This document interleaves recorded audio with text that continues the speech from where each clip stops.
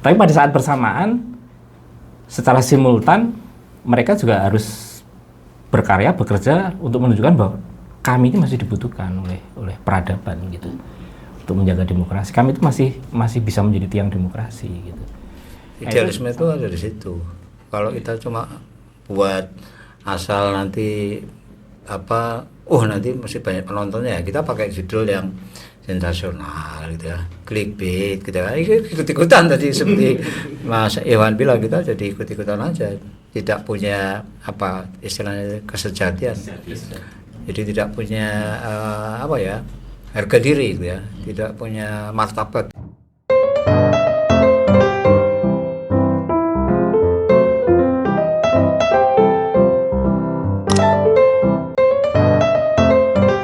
Kembali lagi di ngobrol bareng Yapi. Dan untuk ngopi kali ini, teman ngopi semua, kita akan membahas tentang peran citizen journalism dalam demokratisasi informasi ya. Karena di bulan Februari ini, kalau di kalender saya itu ada keterangan Hari Pers Nasional tanggal 9 Februari. Nggak tahu kalau di kalendernya Pak Iwan. Beda. Tanggalnya merah semua. Ya, di sini sudah ada tentunya rekan saya Mbak Astuti juga sudah ada di sini, dan tentunya dua narasumber yang luar biasa yang akan menjadi teman ngobrol kita pada ngopi kali ini. Ada Pak Iwan dari Solo Post dan juga Pak Lukas dari Katolikana. Seperti itu ya Pak ya. Ya, untuk profil lengkapnya mungkin bisa dilihat di video yang lain di kanal YouTube Yayasan Yapi ini, yaitu kajian hukum kritis dan juga masih membahas soal pers juga. Di situ juga bisa teman-teman ngopi simak gitu. Dan mungkin kalau ingin mengetahui profil lebih lengkapnya dari kedua narasumber kali ini juga bisa ditonton melalui video itu. Oke. Karena di sini sudah ada narasumber yang akan nanti menemani ngobrol kita tentang Hari Pers Nasional, tentunya apa yang kita bahas tidak akan lepas dari tema tersebut. Dan langsung saja mungkin saya akan bertanya ke Pak Iwan dan juga Pak Lukas, apa sih perbedaan antara citizen journalism dengan jurnalisme yang profesional gitu? Apakah ada perbedaannya gitu? Silahkan mungkin dari Pak Iwan atau Pak Lukas dulu, bebas. Yang senior dulu. Sweet dulu dengan apa? Oh senior. Itu sweet daerah mana itu Pak? Jawa. Ya, jadi ya memang beda ya. Jadi citizen journalism itu bisa dikatakan lebih individual ya, individu yang bisa melakukan ya macam-macam ya, reportase kalau kita sebut reportase, atau liputan kalau mau pakai istilah liputan, tapi juga kalau istilah sekarang membuat konten gitu ya, itu secara individu gitu ya. Nah beda kalau jurnalis itu mesti di bawah sebuah perusahaan media gitu ya. Dan juga dia menempuh sejumlah tahap pendidikan gitu ya, kursus gitu ya, pelatihan gitu. Kalau citizen journalism atau seseorang ini ya dia bisa individu yang bisa saja dia belajar lebih dahulu gitu, entah di YouTube atau di kelas atau ikut kursus gitu ya, tapi bisa juga dia nggak belajar apa-apa. Dia punya perangkatnya dan dia bisa menyebarkan berbagai ya, kalau kita sebut dalam komunikasi pesan gitu ya, atau istilah sekarang konten gitu. Nah pesannya itu apakah ada kriteria tertentu Pak? Pesan ya, yang dimaksud sebagai jurnalisme dengan pesan yang mungkin kita buat status, apakah itu juga termasuk pesan jurnalis atau bagaimana? Ya itu juga melengkapi tadi perbedaan. Jadi kalau karena yang membuat itu individu, ya tergantung sejauh mana dia memahami sebuah pesan gitu ya. Karena pesan itu kan kalau dalam dunia jurnalistik kan harus memiliki sejumlah ini ya, syarat ya, yang disebut news value gitu ya. Apakah apa ada nilainya apa nilai untuk kepentingan banyak orang atau nilai politik atau nilai ini tentang orang besar ya, tentang orang penting ya. Jadi ini itu menjadi pertimbangan dari pesan tadi. Untuk karakternya apakah ada batasannya? Misalnya kalau jurnalisme itu karakternya harus sekian karakter, yang individu Kalau beda. sekarang sudah bervariasi ya, nanti mungkin Mas Irfan bisa menambahkan juga ya. Kalau kita melihat di media-media yang besar gitu ya, itu justru pesannya itu tetap panjang ya. Karena mengandung uraian yang mendalam gitu ya. Ada fotonya, bahkan mungkin ada videonya, tapi kalau kecenderungan yang lain singkat-singkat, sering disebut dengan 3 paragraf ya, 3 paragraf cukup. Itu, nah itu saya kira juga bisa membedakan. Sementara tadi kalau teman-teman citizen jurnalis mungkin ya lihat aja kayak apa sih yang saya lihat di sana kok seperti ini, lalu dia ikut aja karena dia tidak memiliki background atau belajar tentang jurnalisme. Itu Mas. Kalau Pak Iwan gimana? Mau melengkapi atau menyangkal mungkin? Ya, Mengurangi. perbedaan dari sisi formal ada perbedaan jelas ya. Jadi kalau jurnalis profesional itu dia pasti bekerja di sebuah perusahaan pers, mendapat upah. Kemudian dia harus memenuhi kompetensi khusus sebagai jurnalis, dan kompetensi itu diuji. Diuji, pengujinya Dewan Pers lewat beberapa lembaga penguji. Dia harus lolos ujian itu. Kalau wartawan awal ya dia muda, kemudian kalau dia sudah pertengahan karir gitu madya, dan kalau nanti sudah senior dia utama gitu. Harus melewati itu. Kalau jurnalis warga kan tidak. Dan jurnalis warga itu seingat saya di Indonesia itu dulu munculnya mereka juga menggunakan platform perusahaan pers dulu.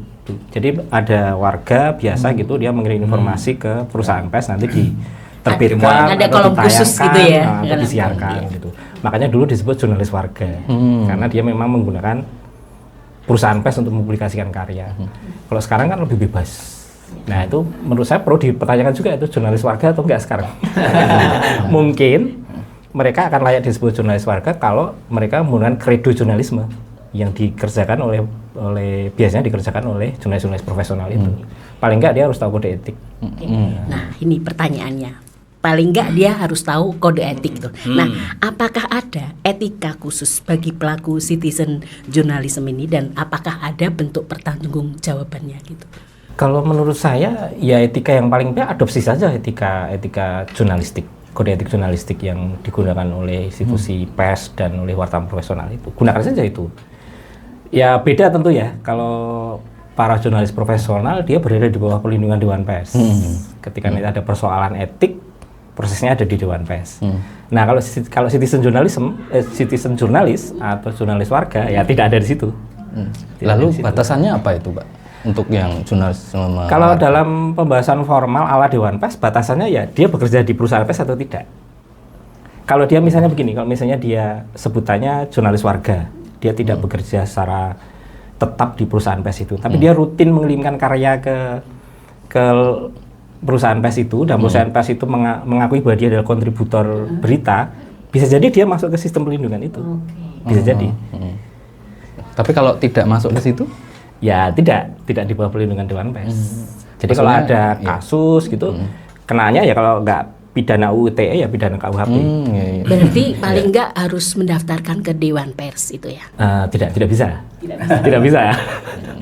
Kalau menurut saya ya untuk penjagaan dirinya ya selama dia menggunakan kode etik. Kredo tadi ya. Syukur dia tahu kode etik jurnalistik ya. Kalau enggak dia tahu etika pergaulan aja lah.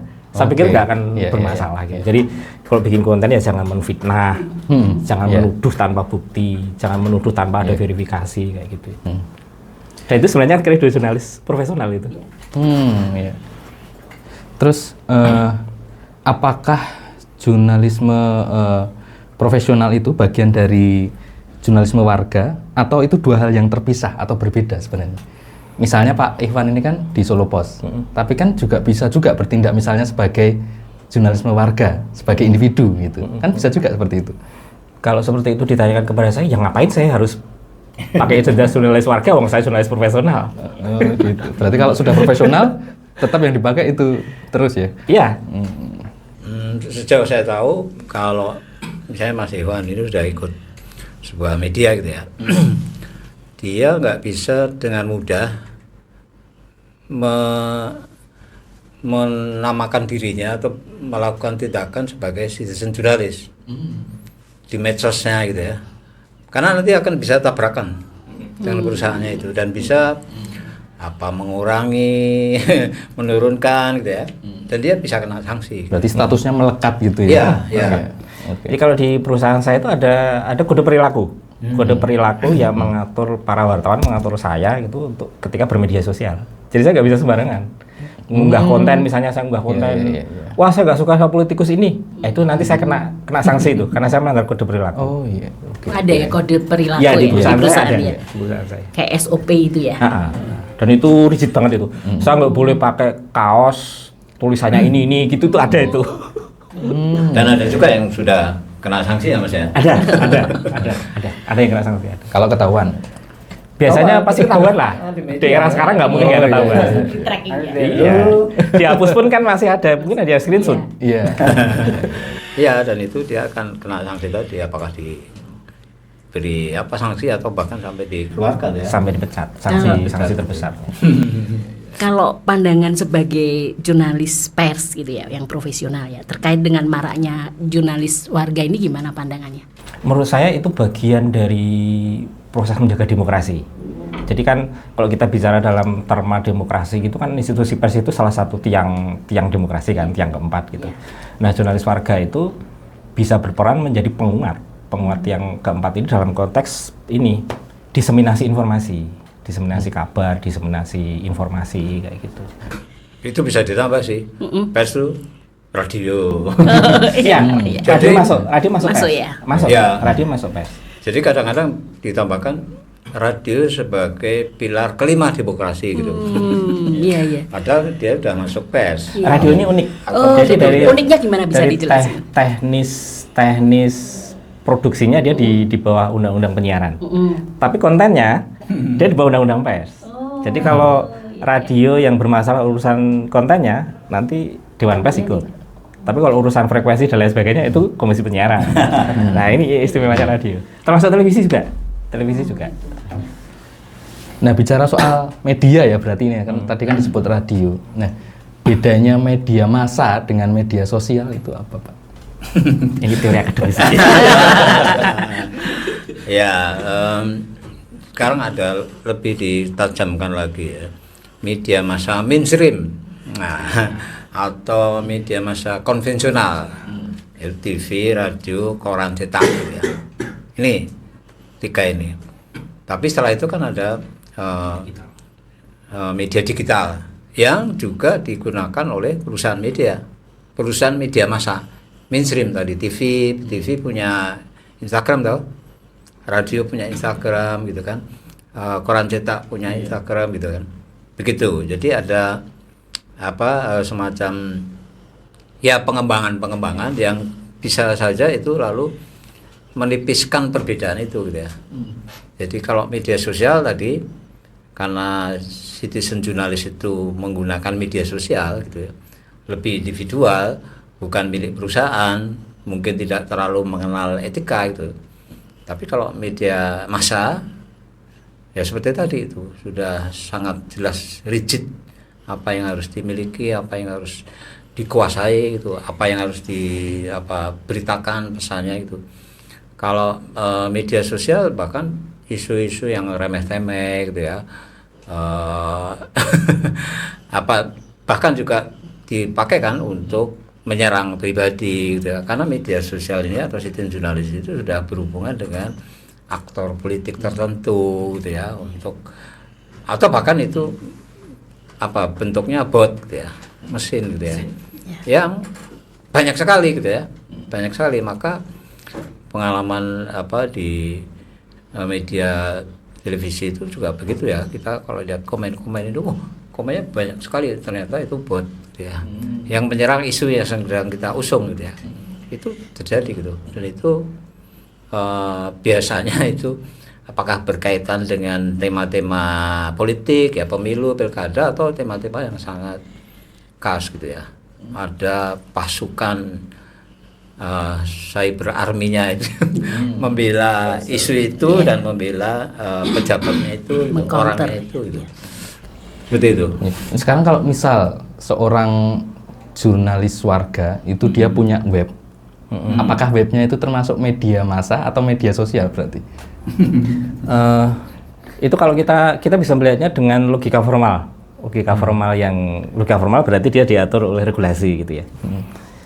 Kalau misalnya dia punya web, kemudian webnya itu statusnya berbadan hukum Indonesia, apalagi mungkin PT gitu ya, kan bisa aja itu. Ya, bisa. Kemudian di situ tercantum dengan jelas bahwa ini adalah perusahaan informasi atau perusahaan pers gitu, malah disebut perusahaan pers gitu ya. Kemudian di situ ada struktur pengelolanya, ada alamatnya, ada siapa penanggung jawabnya jelas gitu. Bisa saja disebut perusahaan pers. Cuma nanti formalnya kan kalau di rezim kita, rezim Dewan Pers gitu kan, nanti dia harus mendaftarkan diri agar tercatat di Dewan Pers gitu. Nggak mendaftar juga nggak apa-apa sih. Berarti bisa disebut media sosial ya bisa, media massa juga bisa. Bisa. Tapi kalau dia tidak berbadan hukum, hanya mungkin saya punya blog di WordPress atau di apa media gitu, sosial. atau saya punya blog berbayar dengan ID gitu ya. Ya itu masih belum perusahaan pers itu. Ya website pribadi aja itu. Oke. Memang ada ini ya. Di dalam teori media, teori komunikasi itu juga berkembang juga ya, bahwa media sosial itu tidak bisa dikatakan semata-mata bukan media massa. Karena apa? Karena jangkauannya luas banget. Coverage-nya global gitu kan. Penontonnya jutaan gitu. Sementara media yang formal penontonnya mungkin ratusan gitu ya. Kan bisa seperti itu. Jadi terminologi media massa kan udah bergeser nih. Walaupun sekarang koran udah punya .com ya. Ya shifting ke sana, mayoritas shifting ke sana. Tapi kan kalah dengan pengelola konten. Ya. Yang mulai follower populer, ya kan? Yang apalah, memiliki gitu jutaan follower gitu ya. Jutaan gitu ya. Kalah dengan media televisi yang sudah sekian tahun ada tapi tidak punya podcast misalnya. Itu bisa juga. Jadi ada perkembangan karena secara jumlah kalayanya, kalau kita pakai istilah kalayak itu besar sekali, dan mungkin juga kontennya memenuhi kaidah-kaidah tadi jurnalistik ya, etika dan seterusnya gitu. Ya. Nah, sekarang pertanyaannya, bagaimana peran jurnalis dalam meningkatkan partisipasi masyarakat dalam proses demokrasi? Ini kita menengok ke belakang ya. Itu jadi ingat tagar peringatan darurat di 22 Agustus pertama kali dimunculkan oleh Narasi TV. Dan itu berhasil mengajak khalayak untuk menjadi sebuah gerakan sosial. Gimana itu? Ya saya pikir itu keniscayaan ya, keniscayaan. Jadi memang yang namanya pers yang dalam pemanaan ini, karena tadi nyebutnya temanya Hari Pers ya, berarti pers dalam pemanaan konteks itu ya berarti dia pers yang punya syarat-syarat formal yang diatur undang-undang pers itu. Ya menurut saya itu keniscayaan untuk tidak kalah dengan media sosial. Bahkan mungkin sebenarnya legitimasi dari sisi validasi informasi, dari segi istilahnya pertanggungjawaban, mereka kan lebih dari sisi tinjauan profesional kan mereka lebih punya keabsahan di situ gitu loh. Jadi saya pikir yang dilakukan Narasi TV itu menurut saya ya memang itu ikhtiar yang cepat dari mereka untuk menyesuaikan diri dengan zaman. Termasuk dulu kan pernah ada itu sampai hari ini masih menjadi perdebatan ya. Ketika Jawa Pos ditajuknya mendukung salah seorang calon presiden dulu itu. Nah, itu juga menurut saya bagian dari ikhtiar jurnalisme dan perusahaan pers untuk dalam bahasa Jawa itu mancing di kondisi yang baru, kondisi yang cepat berubah ini gitu. Menurut saya itu, dan itu Kalau perusahaan pers masih berpikir seperti era 20 tahun lalu, saya penguasa informasi, habis dia. Karena waktu itu saya ikut X-Space-nya malam itu ada 23, pas saya masuk itu pas 23.000 peserta. Penonton. Iya. Oh. Di tanggal 21 Agustus gitu. Oke.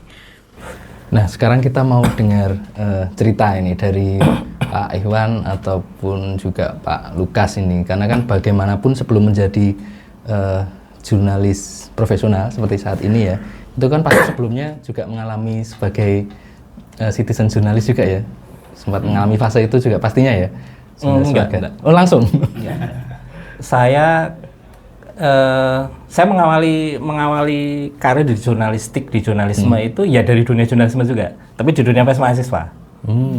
Nah, kalau masa itu kan dunia pers mahasiswa era saya, era 90-an akhir sampai awal 2000 itu kan pers mahasiswa dulu punya predikat mentereng itu sebagai pers alternatif saat itu. Pers alternatif karena saat itu pers mainstream yang saat itu kan yang berkuasa koran dan televisi, saat itu kan era 90-an akhir sampai 2000 itu mereka masih masa transisi dari Orde Baru ke masa demokrasi ya. Itu kan mereka masih terbawa oleh budaya sebelumnya ketika budaya Orde Baru yang tidak kritis, yang kalau memberitakan tidak terus terang gitu. Nah, di satu sisi ada pers mahasiswa itu. Pers mahasiswa itu dikelola oleh mahasiswa di tingkat universitas atau di tingkat fakultas-fakultas. Saya kebetulan di tingkat universitas, di Universitas 11 Maret. Dan itu berjaringan itu, seluruh Indonesia itu berjaringan. Saya memulainya di situ, saya belajar jurnalisme itu di situ sebenarnya. Saya ketemu dengan Gunawan Muhammad, itu guru saya di situ. Mas Andreas Arsono itu guru saya di situ gitu. Ketika saya merasa asik dengan dunia pers mahasiswa, ya, saya kemudian memilih, ketika lulus saya memilih karir di dunia jurnalistik. Saat itu belum ada itu terma jurnalisme warga itu, saat itu belum ada. Itu belum lama, saya pikir jurnalisme warga itu muncul belum lama, itu awal tahun 2000-an itu kayaknya itu. Terus tantangan apa saja itu Pak yang dialami baik pada saat mahasiswa ataupun sekarang ini menjadi jurnalis profesional itu? Kalau dalam pemaknaan tantangan itu ada musuh gitu ya. Iya. Ada yang dihadapi, ada risiko gitu. Saya pikir kok risikonya lebih besar ketika saya masih jadi mahasiswa. Boleh diceritakan Pak Iwan? Ya saat itu kan pers mahasiswa dengan predikat pers alternatif itu kan memang sangat berani saat itu, sangat berani. Saat itu biasalah pers mahasiswa berurusan dengan tentara, polisi dan nggak dibela oleh rektor, itu saat itu biasa banget era itu gitu. Dan saya berada di situ. Saat itu kan memang musuh bersamanya kan memang rezim saat itu ya, rezim Orde Baru di Soeharto gitu. Ketika saya masuk ke dunia pers profesional, saya berkarir sebagai jurnalis profesional, itu sudah masa keterbukaan itu, sudah masa demokratisasi. Undang-undang pers sudah diganti, sudah pakai undang-undang pers nomor 40 tahun 1999 itu, yang sangat apa ya, liberal dalam tanda kutip. Itu undang-undang pers yang sangat terbuka gitu dan memberi kesempatan untuk berdemokrasi seluas-luasnya gitu. Ya enak saat itu ya, awal-awal ketika masih jayanya koran itu menyenangkan sekali. Bisa mengkritik itu didukung penuh oleh redaksi. Jadi mengkritik investigasi itu didukung penuh oleh redaksi, karena saat itu koran masih jaya ya. Pasca reformasi berarti ya. Tapi begitu mulai masuk era digital ini ada perubahan itu. Tadi saya ceritakan di diskusi tadi itu. Ya kayak gitu itu. Kayak garis besarnya begitu. Kalau sekarang tantangannya saya pikir lebih kembali berat lagi, tapi dalam makna yang berbeda. Berat karena ya dihadapi sekarang adalah realitas ketika semua orang sekarang bisa berbagi informasi. Nah, jurnalis mau ngasih apa untuk masyarakat gitu.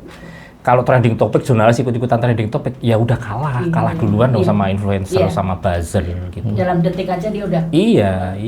Nah, sekarang tantangannya itu adalah jurnalisme itu bisa memberikan berita, informasi yang tidak ikut-ikutan keramaian di media sosial itu. Di situ itu tantangannya, dan itu berat, menurut saya berat sekali. Karena misalnya menemukan sesuatu yang ini penting untuk publik, penting sekali ini, kepentingan publiknya sangat kuat gitu. Oke, kita beritakan. Tapi publik yang terbiasa dengan hal yang remeh-temeh, yang receh-receh gitu, apakah dia mau melirik ini? Nah, itu tantangannya di situ. Tantangan di situ. Tapi saya yakin ini masih dibutuhkan yang ini. Liputan-liputan investigasi itu masih dibutuhkan. Ya bisa jadi ya kalau dalam budaya kita mungkin dari 1.000 orang mungkin yang membaca yang ini cuman 300-400 itulah. Menurut saya udah cukup lah itu. Yang 700, yang 600 itu dengan yang receh-receh itu gitu ya. Mungkin itu karena ada persoalan persoalan kesadaran dan lain sebagainya, atau mungkin juga karena latar belakang yang lain gitu ya. Tapi kan nanti yang sedikit ini bisa menjadi lokomotif perubahan gitu. Kalau Pak Lukas tantangannya apa Pak? Ya, saya kan berangkatnya dari belajar sebagai pengajar gitu ya, baca buku gitu ya, ke sekolah gitu ya, nulis. Nah, kalau nulis itu kan di kampus pasti diajari, masa dosennya orang nulis gitu kan. Gitu. Tapi kalau yang misalnya pakai kamera itu kemudian belajar sendiri gitu ya. Dan saya di Katolikana TV ini kan media kecil ya, yang lahir karena ada COVID gitu. Coba nggak ada COVID gitu ya, nggak lahir gitu. Dan kita ini non profit ya, lembaga non profit, dan ya semuanya relawan. Maka kita tidak pernah mengajar AdSense, apalagi ya jumlah penonton itu ya, clickbait itu juga kita bukan itu gitu. Kita lebih menyampaikan informasi yang memang penting, bermanfaat, mendidik, meskipun mungkin penontonnya nggak banyak gitu. Jadi mulia sekali. Ya seperti itu. Jadi tapi musuhnya sama tadi Mas Ehwat tuh. Musuhnya adalah sekarang banjir informasi. Iya. Bagaimana di tengah banjir itu kita bisa memunculkan pesan yang ini kok saya nggak ada ya di tempat lain, sudah tak biak-biak itu airnya itu nggak ada, saya nemu di sini gitu. Lalu saya ambil, saya dengarkan gitu, dan terus saya ikuti gitu. Itu tantangannya adalah di tengah banjir informasi itu bagaimana bisa melahirkan pesan-pesan yang menyentuh ya, bermanfaat dan menjadi kebutuhan gitu ya. Dan isunya bisa menjadi sangat spesifik ya, bisa di gereja gitu, isu gereja, pelecehan seksual, di kalangan pastor itu kan isu yang sensitif sekali kan. Dan media publik mungkin tidak mengangkat itu ya. Tidak punya akses. Nah, kita bisa mengakses ya, kita bisa mengangkat, dan ya kita bisa mencari narasumber yang apakah itu pastor ya, apakah suster ya. Meskipun kita ini media yang kecil ya, bukan di bawah keuskupan misalnya atau lembaga resmi, kita ini ya independen gitu ya. Satu kata independen itu. Mungkin pertanyaan lanjutan dari saya. Nih tadi Mas Ikhwan bilang terakhir tadi ya, beda ya dengan pers pasca reformasi itu yang masih muda-muda gitu, dan pers yang sekarang. Bolehkah saya ngomong bahwa saat ini tuh sebetulnya pers itu sedang tergencet gitu ya, dengan berbagai kepentingan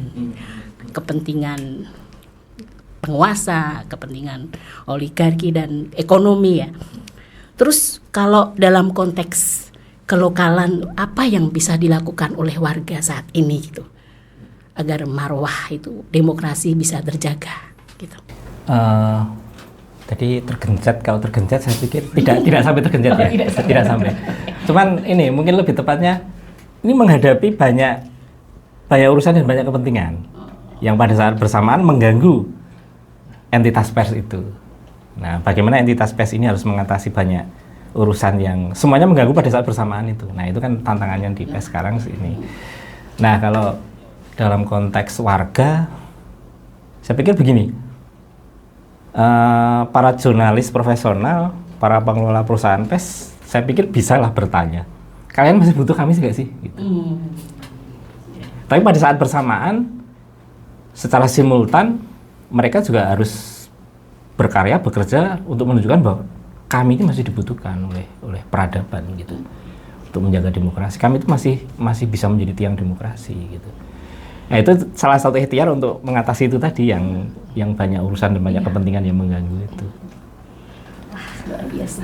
Pak Lukas apa merasa terhimpit juga atau bagaimana Pak? Ya, kami kan punya tagline wajah gereja Nusantara. Jadi kalau konteksnya kelokalan, kami tentu ingin membuktikan bahwa gereja konteks Nusantara itu ya tidak hanya di Jawa, tapi ya di Papua, di NTT, dan sekarang peluangnya itu lebih mudah untuk mengakses narasumber bahkan di luar ya, luar negeri ya. kita kalau punya channel di Vatikan, stafnya paus itu, ya kita bisa jadikan narasumber. Cuma problemnya apa? Jaringan. Oh. Di Papua, di NTT, ya Mas tuh. Kalau jaringannya terseok-seok, Iya. begitu baru selamat pagi, dedet hilang. Jadi ada syarat memang untuk mengundang narasumber itu harus punya jaringan yang kuat. Bahwa dia hanya pakai HP tidak masalah, karena pakai HP pun oke gitu. Yang penting jaringannya. Laptop lebih oke karena lebar gitu ya. Tapi tadi kuncinya di era digital itu ya jaringan. Kalau jaringannya nggak bagus, hilang. Jadi narasumber kita hilang dan penonton kita nanti mungkin hilang juga ya. Iya. Baru nonton loh, mana ini Menarik narasumber? ini ya.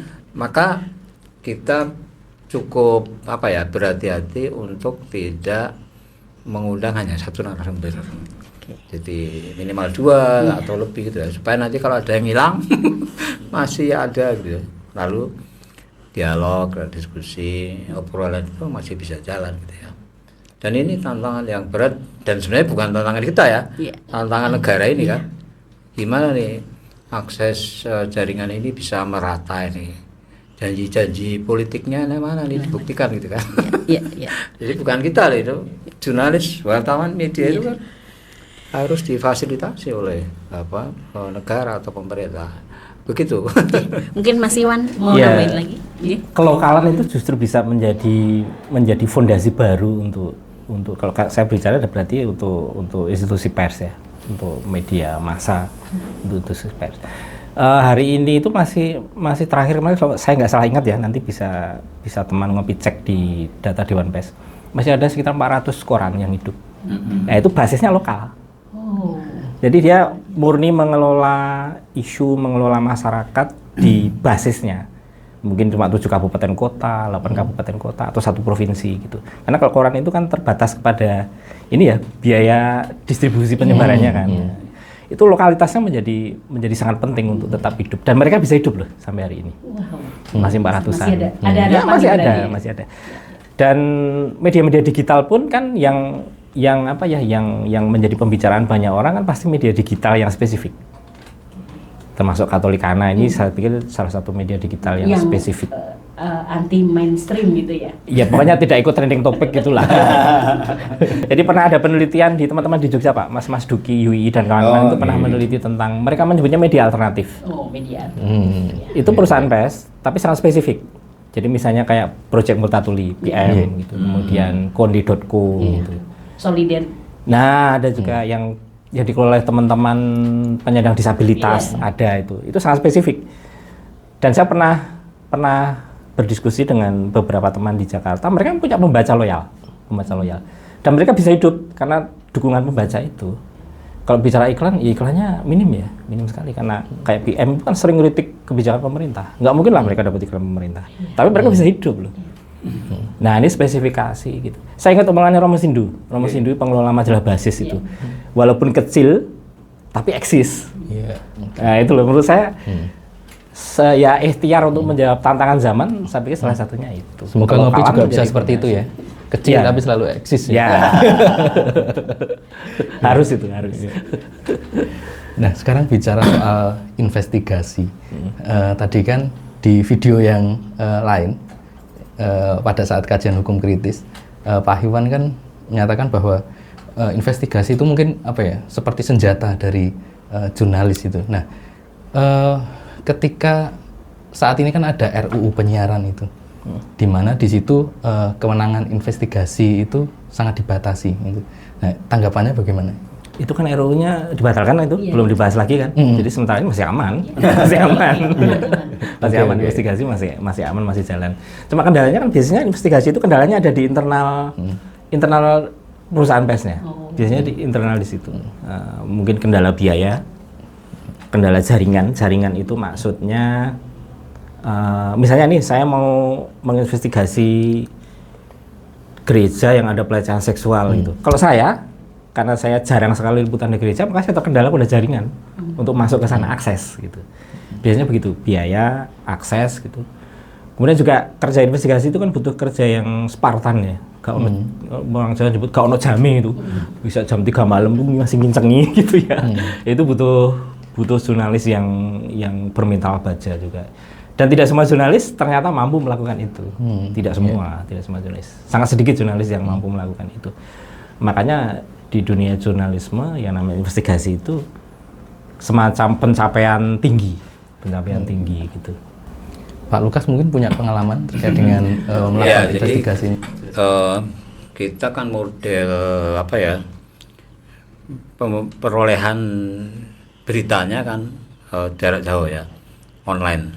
Semuanya online. Kalau disebut investigatif ya lebih kepada isunya ya. Bagaimana isu itu kita gali secara lebih dalam ya. Juga narasumbernya yang memang ngerti gitu ya, bukan asal dapat gitu ya. Sehingga dia bisa menceritakan lebih dalam gitu ya. Lebih detail dan mungkin berbeda dengan yang ada di media-media lain gitu. Jadi itu yang kita terapkan itu. Dan itu juga tidak mudah ya mencari orang yang benar-benar ngerti, narasumber yang mau juga ya. Tadi soal isu tadi misalnya banyak orang jawab ya. Harus izin dulu ke sana ke situ gitu kan. Nah, tapi ada orang yang berani karena tadi jaringan. Kita punya kedekatan, orang itu percaya juga pada media kita dan ini dibutuhkan. Isu ini dibutuhkan untuk diketahui supaya tidak ditutupi, tidak merugikan umat gitu ya, masyarakat luas gitu ya. Dan memang kita harus terbuka gitu ya. Dan media justru membantu supaya sebuah lembaga termasuk lembaga gereja itu terbuka gitu. Sekarang lagi ramai kan NTT ya. Iya, NTT. Nah, itu kan salah satu isunya bisa terbuka dan media-media kita tadi selain konde.co ada floresa.co. Iya. Itu juga alternatif yang Jubi. isunya itu isu yang spesifik dan membutuhkan investigasi yang kuat gitu. Iya. Mereka sering diserang ya kan teror ditangkap polisi. Begitu itu saya kira upaya-upaya yang bisa kita lakukan kalau dari sisi kami ya. Oke, berarti soal investigasi masih aman ya, katakanlah begitu ya. Ya tidak aman itu dari sisi ini ya. Itu bisa dilakukan, boleh dilakukan. Tidak ada aturan yang menghalangi. Kalau RUU dulu itu kan menghalangi kan itu. Tapi kalau urusan nanti ada masalah, ada kendala, tetap ada. Floresa membuktikan. Nah, terkait Jubi dilempari bom molotov. Ya di Medan dibakar rumahnya. Nah, terkait kendala-kendala itu apa yang sudah para jurnalis ini lakukan itu untuk melawan itu? Saya bersama teman-teman di Aliansi Jurnalis Independen Indonesia rutin ini ada semacam program rutin untuk melatih para jurnalis. Jadi melatih mereka untuk bisa menjadi jurnalis yang paham risiko, memitigasi risiko, dan juga dia paham apakah ketika saya melakukan investigasi sampai tahap ini saya harus maju terus atau saya harus mundur dulu. Gitu. Jadi ada semacam ini training keamanan jurnalis, dan itu bersifat holistik, baik digital maupun yang non digital gitu. Itu dari sisi ini ya, sisi kepentingan teknis gitu ya. Kalau dari sisi perusahaan, nah kalau perusahaan ini ya urusan kepentingan perusahaan agak rumit juga ya. Mungkin jurnalisnya punya keinginan untuk melakukan investigasi dan dia punya kemampuan, jaringannya luas gitu. Tapi kalau perusahaannya nggak mau kan juga nggak bisa. Nah, salah satu caranya ya ini kolaborasi, berjaringan. Kan sekarang beberapa tahun terakhir menjadi tren ini. Jadi kolaborasi banyak media untuk melakukan investigasi satu kasus nanti dimuat bareng-bareng. Ketika satu media ini karena urusan internal perusahaan nggak bisa memuat, dia masih keluar di media yang lain. Nah, itu ini sekarang yang sedang digalakkan itu oleh kalangan jurnalis profesional, jadi berkolaborasi. Kalau dulu kan harus eksklusif gitu ya, harus eksklusif. Sekarang nggak ada eksklusivitas sekarang. Sesuatu ya. Sekarang nggak ada berita eksklusif. Yang ada itu adalah pemilihan sudut pandang yang spesifik, kelengkapan data, cara bercerita. Jadi mau investigasi 5 media bersama-sama, nanti kan keluarnya di 5 media itu kan beda-beda nanti. Nah, itu kan memperkaya publik. Dari sisi biaya juga lebih murah itu. Mitigasi resiko juga lebih enteng kan. Istilahnya begini, kalau nanti ini tabrakan dengan kepentingan penguasa, dia kan menghadapi 5 media. Coba kalau dia cuma menghadapi 1 media, kan lebih enak menghadapi 1 media. Tapi ini menghadapi 5 media. Nah, kembali ke soal tadi, Pak Lukas menyebut soal banjir informasi gitu. Pasti ini kan tidak lepas dari adanya perkembangan teknologi gitu. Kalau sekarang itu sedang marak AI itu ya. Jadi semua orang menjadi semakin mudah, misal akan membuat berita apa, tinggal ketik membuat berita tentang apa itu nanti langsung keluar dan itu bisa di-share gitu. Nah, tanggapannya dari Pak Iwan ataupun Pak Lukas melihat situasi ini bagaimana? Ya, kalau kami belum mengalami itu ya. Pertama karena kami kecil ya, jumlahnya juga terbatas, hostnya terbatas gitu ya. Jadi kalau kita live seperti ini kan butuh 3 orang. Pertama produser yang mencari tema, ide, narasumber gitu ya, lalu membuat semacam undangan oratornya gitu. Lalu host. Nah, saya ini ngerangkep. Ya produser ya host gitu. Karena tadi keterbatasan gitu. Masih ada satu lagi tim medsos yang buat flyer itu gitu ya. Ini bisa dibantu oleh teman-teman muda gitu ya. Begitu. Jadi kalau AI itu kan mungkin yang diganggu ini perusahaannya Mas Irfan ini ya. Apakah jurnalisnya pakai AI atau masih turun ke jalan, ke lokasi, ke verifikasi, atau ya duduk-duduk aja ngetik aja judulnya nanti jadi berita gitu ya, atau ngirim apa ya, kalau sudah punya ya Mas, ngirim robot ya buatannya si siapa itu yang punya pabrik robot itu ya kan. Suruh ke sana suruh kemari gitu, tapi mungkin belum sampai ke sana ya. AI itu belum menjadi sesuatu yang ancaman, karena mungkin juga media-media seperti yang di tempat Mas Ewan ini masih memanfaatkan kerja-kerja yang orisinal gitu ya. Saya kira begitu. Gimana Pak Ivan? Ya, AI memang keniscayaan untuk masuk ke sistem kerja jurnalisme ya, karena itu sangat membantu.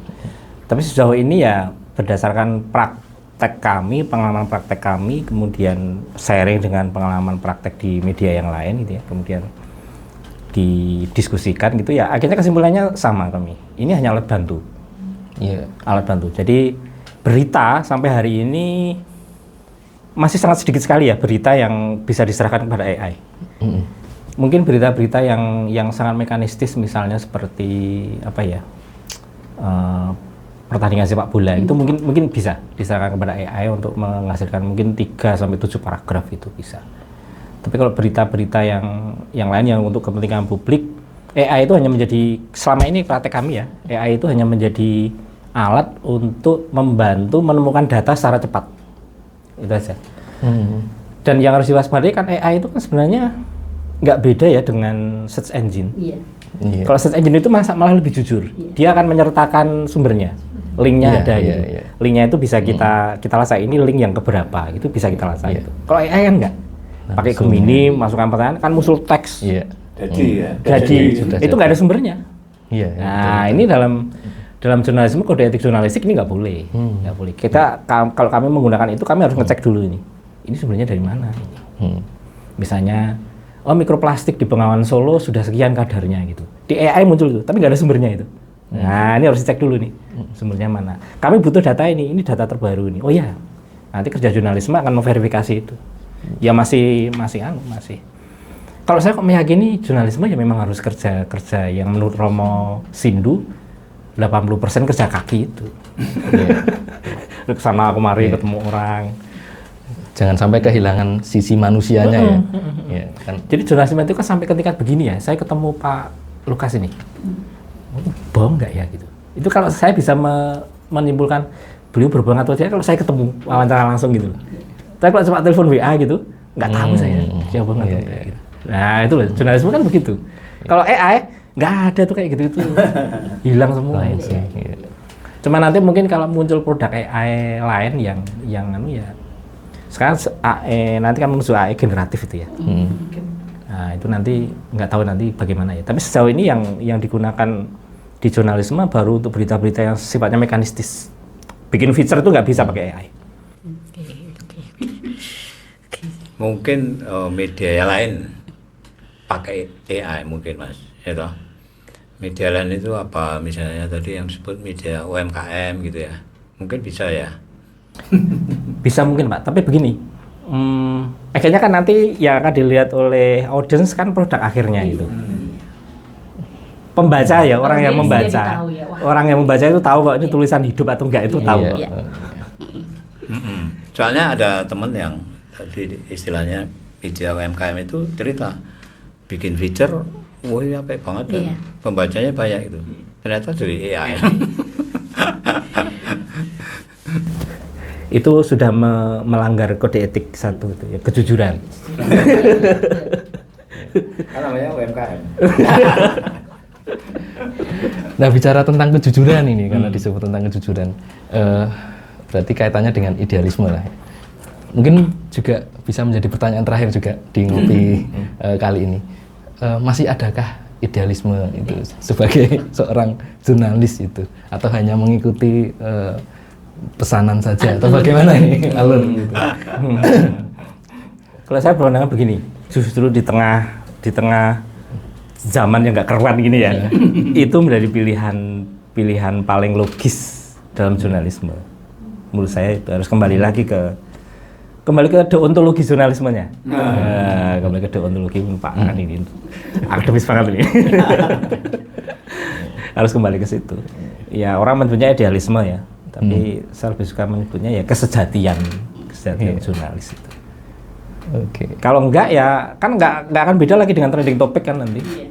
Enggak akan beda saya sebagai jurnalis dengan sebagai orang Yapi sama-sama unggah konten soal jembatan rusak gitu. Apa bedanya antara jurnalis dengan yang bukan jurnalis gitu? Karena kan waktu kajian hukum kritis kan Pak Iwan juga menyampaikan bahwa ada nih yang bisa diberitakan, tapi ada juga yang di keep atau tidak ditahan untuk tidak diberitakan itu kan. Itu kan berarti apa secara idealismenya bagaimana itu? Ketika pilihan tidak memberitakan itu karena tekanan, misalnya karena tekanan itu bisa macam-macam ya, misalnya tekanan dari pemilik media, karena di pemilik media ini temannya Pak Menteri ini gitu ya, ini beritanya ngeritik Pak Menteri ini gitu, ini jangan diberitakan gitu. Ada nggak di sini perlawanan? Kalau ada perlawanan, sudah melawan dan ternyata tetap ini diembargo oleh pemilik media, ya sudah, wong dia pemilik kok. Pilihan saya kan, saya harus pergi dari media ini, atau saya tetap di sini. Tapi tidak memberitakan. Ya, tidak memberitakannya bukan karena saya yang tidak ingin memberitakan, tapi karena bos saya gitu. Nah, apakah kalau saya harus keluar dari sini nanti saya bisa bekerja di media yang lain? Nah, kan begitu kan. Nah, pilihan-pilihan saya itu pilihan-pilihan etis. Pilihan-pilihan etis kan tidak hitam putih ya. Nah, kayak gitu. Tapi kalau tidak diberitakan itu karena memang kepentingan publik ya. Jadi misalnya ini apa sih cerita kayak gini, cerita tentang aib keluarga, nggak usah diberitakan lah kayak gini. Padahal kalau di media sosial jadi trending topik. Nah, kami memilih tidak memberitakan karena dari sisi idealisme tadi itu nggak masuk itu. Kalau anak sekarang nggak masuk itu, nggak masuk itu. Kayak gitu. Kalau Pak Lukas bagaimana Pak? Apakah idealisme itu sebagai harga mati atau bagaimana? Sebagai jurnalis? Ya, itu tampak mulai ketika memilih topik ya, memilih narasumber, membuat judul, membuat narasi caption itu. Idealisme itu ada di situ. Kalau kita cuma buat asal nanti apa, nanti mesti banyak penontonnya, kita pakai judul yang sensasional gitu ya, clickbait gitu ya, ikut-ikutan tadi seperti Mas Iwan bilang, kita jadi ikut-ikutan aja, tidak punya apa istilahnya kesejatian, jadi tidak punya harga diri gitu ya, tidak punya martabat gitu ya. Saya kira itu kalau itu tidak ada, tidak dijunjung, ya kita nggak dipercaya, kita kehilangan khalayak penonton. Kira itu ada, selalu ada dan harus selalu pertahankan. Meskipun tidak mudah. Oke, terima kasih banyak Pak Lukas dan juga Pak Ivan sudah menjadi teman ngobrol kita. Ngopi kali ini ngobrol yang cukup seru gitu, dan sekali lagi terima kasih sudah bergabung, dan tentunya terima kasih juga teman ngopi semuanya yang sudah mengikuti obrolan kita di ngopi kali ini.